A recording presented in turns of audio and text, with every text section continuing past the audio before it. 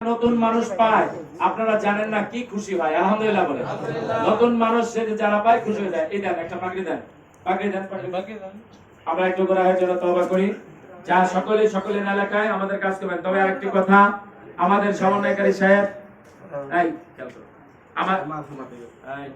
আমাদের সমন্বয়কারী সাহেব জনাব মোহাম্মদ সালাউদ্দিন সাহেব, উনি গোটা বাংলাদেশের বিভিন্ন জেলায় প্রায় 10টা জেলায় উনি কাজ করেন, দৌড়াদৌড়ি করেন, অনেক কাজ করেন। উনি মাঠ পর্যায়ে ওনার সাংগঠনিকের কাজ উনি যতদূর পারতেছেন করতেছেন আলহামদুলিল্লাহ। তো আমরা পাশাপাশি একটু দাওয়াতের কাজ করি, সমস্যা আছে? উনি সংগঠনটাকে গুছাই দিতেছেন, বিভিন্ন জায়গায় গিয়ে মিটিং করতেছেন, অর্থনৈতিক ব্যাপারে উনি চেষ্টা করতেছেন ফরিদপুর জেলা ফার্স্ট হওয়ার জন্য। তো ফরিদপুরে যদি ফার্স্ট হয় আমরা কি তার বাইরে নাকি? ফরিদপুর জেলা ফার্স্ট মানে আমরা সবাই ফার্স্ট আলহামদুলিল্লাহ। আলহামদুলিল্লাহ। বিশ্ব ইস্তেমার ব্যাপারটা আব্বা যতক্ষণ বলবে ততক্ষণ আমরা সাথে আছি। সাহেব যখন বলবে নাই তখন কি?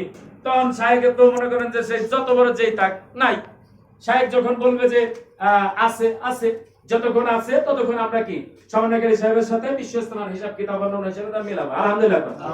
কিন্তু জনবল অর্থ কোটি কোটি টাকা দিলাম, কিন্তু 5 কোটি লোকের টার্গেট আমরা পূরণ করতে পারলাম না, সেটা তো হবে না। আমাদের কি করতে হবে? 5 কোটি পূরণ করার জন্য আমাদের যা করণীয় আমরা সেটা করব আলহামদুলিল্লাহ। এজন্য মাঠে মাঠে আমার সাহেব বলছেন গোটা জেলায় একটা স্পিকার যদি থাকে, একটা স্পিকারই গোটা জেলাকে কাঁপাইতে পারবে আলহামদুলিল্লাহ। আমি মনে করি যে সেই স্পিকার আমার সাহেব তৈরি করতেছে আলহামদুলিল্লাহ।